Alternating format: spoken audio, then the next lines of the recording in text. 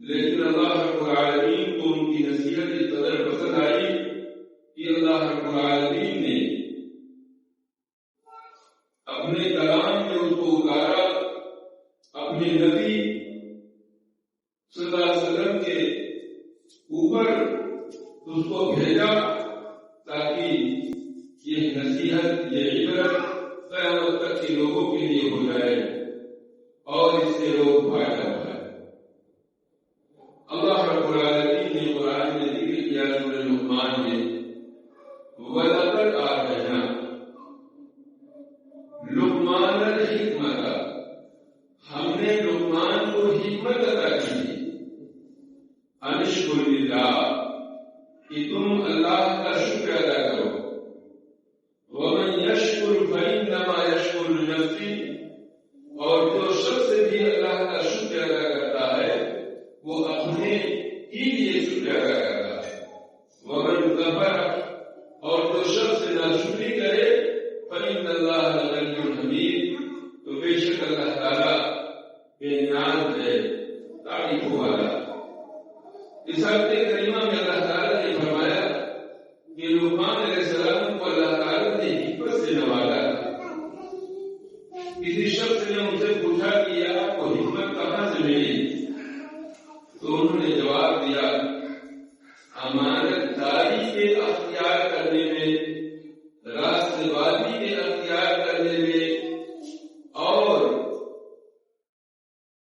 جس چیز کی ہمیں ضرورت نہیں ہوتی اس چیز کے ہم پیچھے نہیں پڑتے، یعنی جس چیز کی ہمیں ضرورت حاجت نہیں ہے اس چیز کے پیچھے نہیں پڑتے، اور خاموش رہتے، یعنی فالتو باتیں، دنیا کی باتیں اور ادھر ادھر کی باتیں، بس کام کی باتیں کرتے باقی خاموش رہتے۔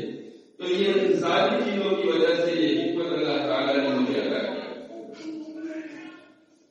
اللہ تعالیٰ نے فرمایا انشکر للہ، تم اللہ کا شکر ادا کرو۔ آج اللہ تعالیٰ نے ہم کو مسلمان بنایا، یہ اللہ کا بہت بڑا احسان اور بہت بڑا فضل ہے، اس طرح بتاتا نہیں لگا سکتے۔ اور اللہ تعالیٰ نے ہمیں توحید والا بنایا،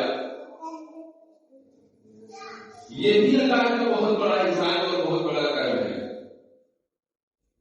حدیث میں آتا ہے شکر کے بارے میں کہ حضرت عائشہ رضی اللہ عنہا نے اللہ کے رسول صلی اللہ علیہ وسلم سے پوچھا، اے اللہ کے رسول، حدیث میں ہے اور صحابہ کرام نے بھی پوچھا اللہ کے رسول صلی اللہ علیہ وسلم سے کہ اے اللہ کے رسول، آپ اتنا زیادہ عبادت کیوں کرتے ہیں کہ آپ کے پیروں میں ورم آ جاتا ہے، سوجن آ جاتی ہے، تہجد پڑھتے ہیں، اتنا زیادہ عبادت کرتے ہیں؟ تو ان کا جواب یہ تھا کہ کیا میں اللہ کا شکر گزار بندہ نہ بن؟ اللہ تعالیٰ نے اپنے نبی بنایا، رحمت للعالمین بنایا، اتنا بڑا مقام اور مرتبہ دیا، اپنا چہیتا بندہ بنایا، آخری نبی بنایا، عزت دی، تو کیا ہم اللہ کے شکر گزار بدل کریں؟ یعنی آدمی کو جب کوئی چیز مل جائے تو اس کی شکرانہ میں، شکریہ میں بھی عبادت کرنی چاہیے۔ تو ہمیں اللہ تعالیٰ نے اپنا بندہ بنایا ہے تو ہمیں بھی چاہیے کہ ہم اللہ کی عبادت کریں اور اللہ کی عبادت میں کوتاہی نہ کریں، کیونکہ اللہ کا بہت بڑا احسان ہے کہ اس نے ہمیں اسلام کی دولت سے نوازا۔ اور جو شخص ناشکری کرے، ناشکری کا مطلب کیا ہے؟ کہ اللہ کے حکم کی خلاف ورزی کرے، نبی نے جو چیز بتائی ہے اس پر توجہ نہ دے، دھیان نہ دے، یہ سب ناشکری ہے۔ تو اللہ تعالیٰ بے نیاز ہے، تعریف ہمارا۔ میں یہ بتا رہا تھا کہ لقمان علیہ نصیحت. تو لقمان علیہ السلام کی نصیحت سب سے پہلی نصیحت یہ ہے ومن كفر فإن الله لغني حميد ولقد آتينا لقمان الحكمة أن يشكر الله ومن يشكر فإنما يشكر نفسه ومن كفر فإن الله لغني حميد. لقمان علیہ السلام نے نصیحت کیا یا بنی لا تشرک باللہ ان الشرک لظلم عظیم. سب سے پہلی نصیحت جو اپنے بیٹوں کو انہوں نے دیا کہ اے میرے بیٹے لا تشرک باللہ تم اللہ کے ساتھ کسی کو شریک نہ کرنا. ان الشرک لظلم عظیم بے شک شرک سب سے بڑا ظلم ہے. آدمی شرک سنتے سنتے تھک جاتا ہے سوچتا ہے شرک کیا ہے لیکن شرک سب سے بڑا ظلم ہے. قرآن میں آیت ہے الذین آمنوا جو ایمان لائے ولم یلبسوا ایمانهم بظلم اور اپنے ایمان میں ظلم کے ساتھ غلط مرت نہیں کیے اولئک لهم الامن وہی لوگ امن میں ہیں اولئک هم المهتدون اور وہی لوگ ہدایت یافتہ. جب یہ آیت اتری تو صحابہ کرام بڑا مستقیم ہوئے پریشان ہوئے اور انہوں نے کہا کہ کون ایسا شخص ہے کہ جو ظلم نہ کرتا ہو. کچھ نہ کچھ تو ہر شخص سے ظلم ہو ہی جاتا ہے. تو اللہ کے رسول صلی اللہ علیہ وسلم نے فرمایا کہ اس ظلم سے مراد جو لقمان علیہ السلام نے کہا تھا یا بنی لا تشرک باللہ اے میرے بیٹے تم اللہ کے ساتھ شریک نہ کرنا ان الشرک لظلم عظیم شرک سب سے بڑا ظلم ہے. یہ وہ ظلم مراد. اب آدمی غور کرے اور سوچے کہ اللہ تعالیٰ نے قرآن میں 18 پیغمبر کا ذکر کیا اور 18 پیغمبروں کا ذکر کرنے کے بعد اللہ تعالیٰ نے کہا وَلَوْ أَشْرَكُوا لَحَبِطَ عَنْهُمْ مَا كَانُوا يَعْمَلُونَ. اگر یہ بھی شرک کرتے تو لَحَبِطَ عَنْهُمْ أَعْمَالُهُمْ تو ان کے اعمال بھی ہم حقارت کر دیتے بیکار کر دیتے یعنی ان کے اعمال کی کوئی اہمیت نہ رہتی. وَلَوْ أَشْرَكُوا لَحَبِطَ عَنْهُمْ مَا كَانُوا يَعْمَلُونَ یعنی اگر یہ شرک کرتے تو ان کے اعمال بھی حقارت اور برباد ہو جاتے ختم ہو جاتے. اللہ تعالیٰ شرک سے کتنا ناراض ہوتا ہے کتنا اللہ تعالیٰ خفا ہوتا ہے کہ اللہ تعالیٰ نے 18 پیغمبروں کا ذکر کرنے کے بعد بتا دیا اگر یہ بھی شرک کرتے تو ہم ان کے اعمال کو بیکار کر دیتے. اور شرک کی کتنی بڑی مذمت ہے اس کا انسان اندازہ نہیں لگا سکتا کہ اللہ رب العالمین نے جب انسان ماں کے پیٹ میں تھا اس وقت اللہ تعالیٰ نے روزی پہنچائی اور پرورش کیا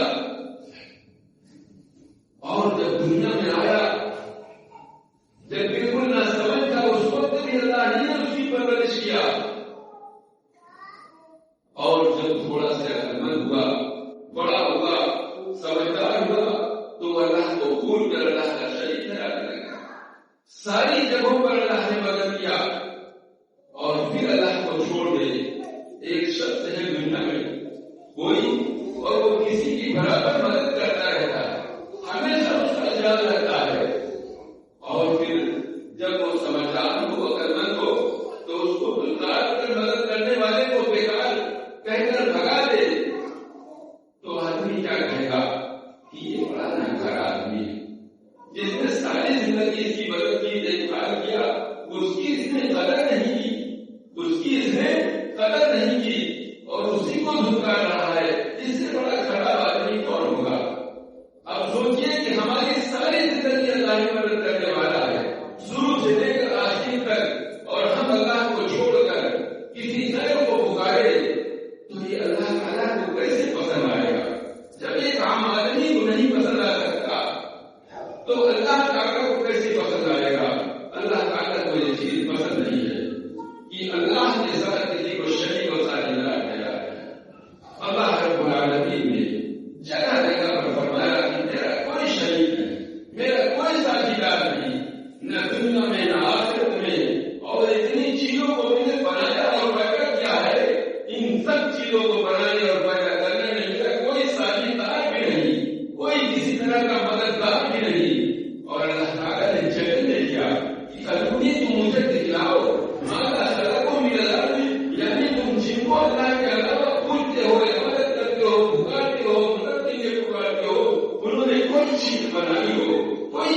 پیدا کی ہو تو ہم کو بتاؤ کہ انہوں نے یہ چیز پیدا کی.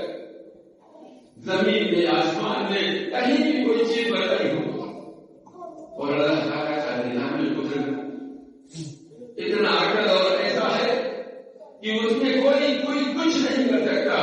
اللہ تعالیٰ روز سورج کو پورب سے نکالتا ہے، پچھم سے ڈبو دیتا ہے، اور اس کے ڈبونے اور نکالنے میں جو وقت ہے وہ اپنے وقت اور اپنے مقام پر ساری چیزیں چل رہی ہیں.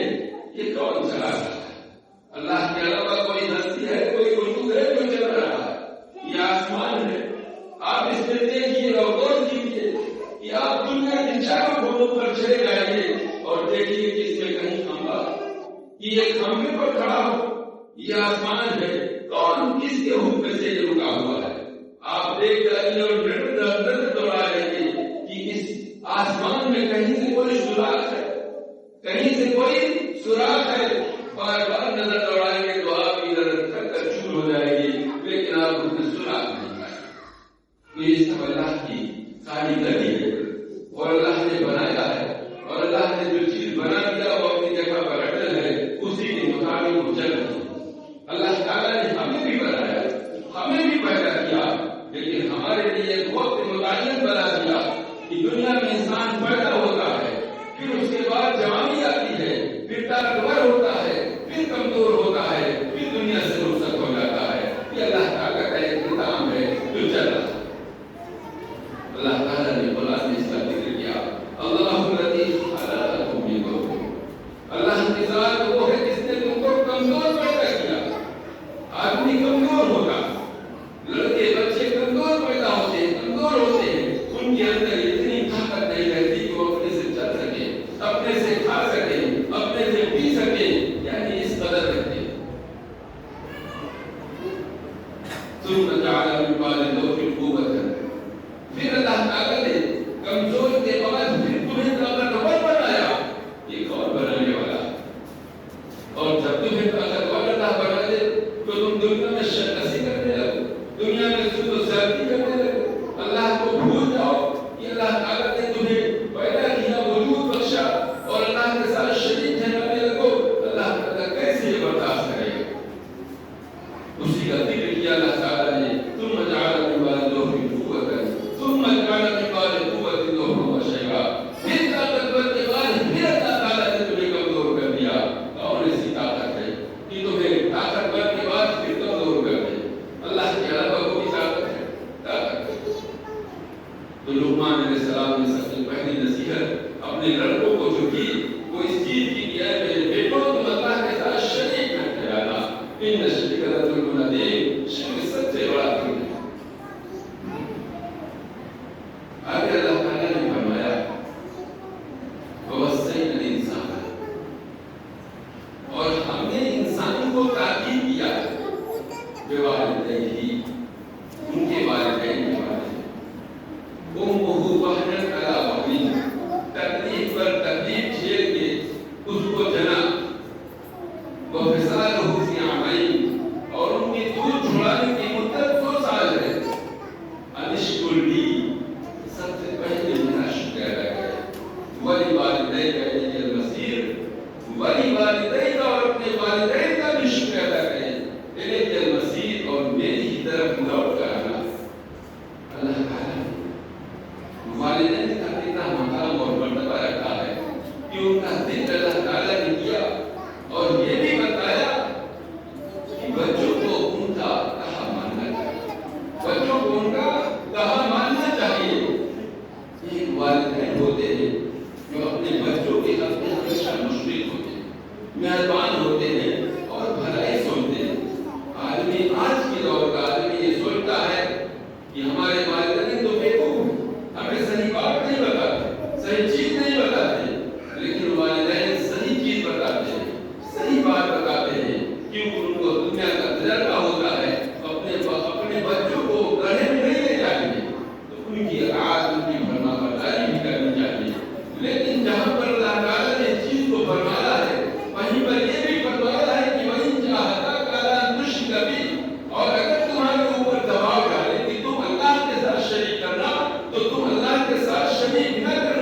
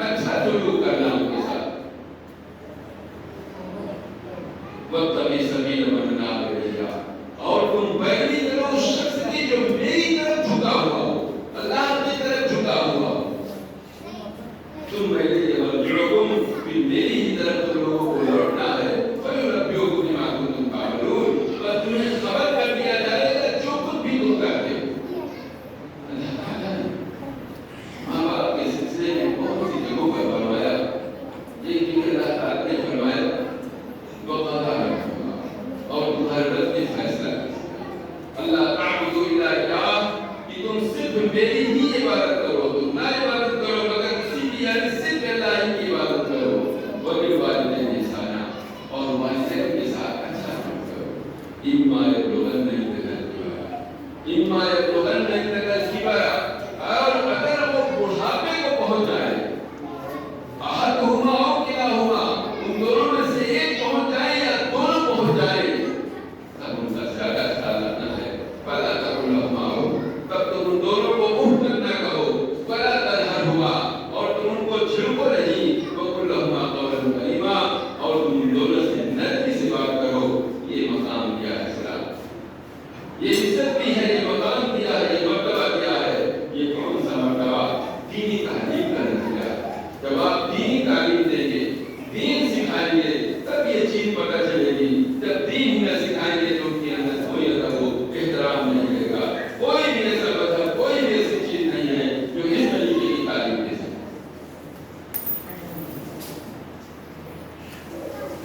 आगे कहा लुकमान अलैहिस्सलाम ने,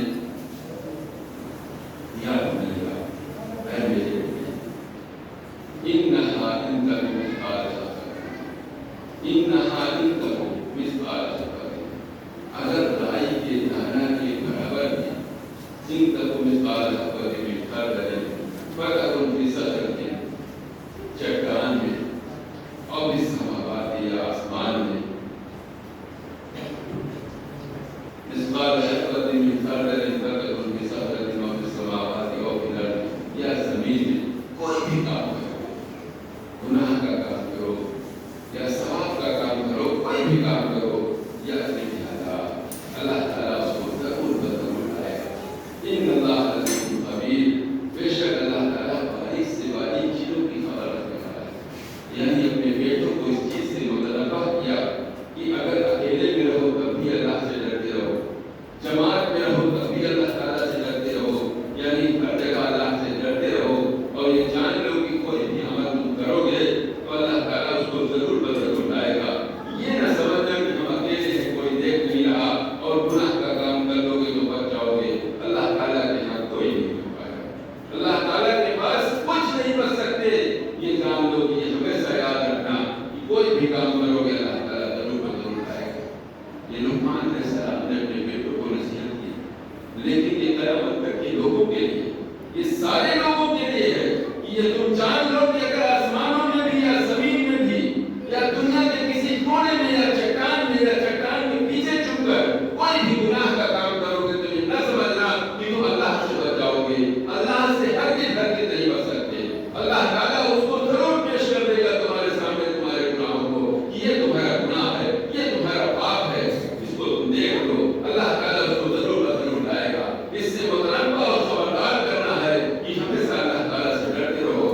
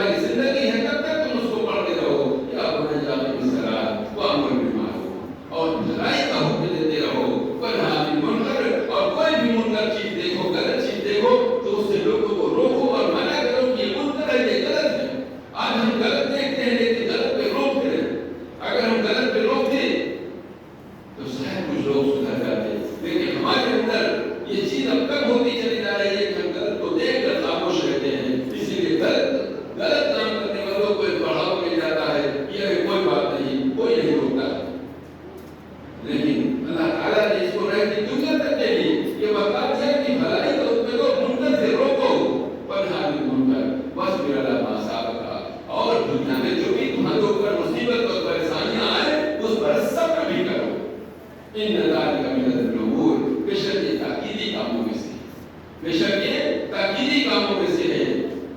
یہ نصیحت کی آگے بھی اور بھی نصیحت ہے، آگے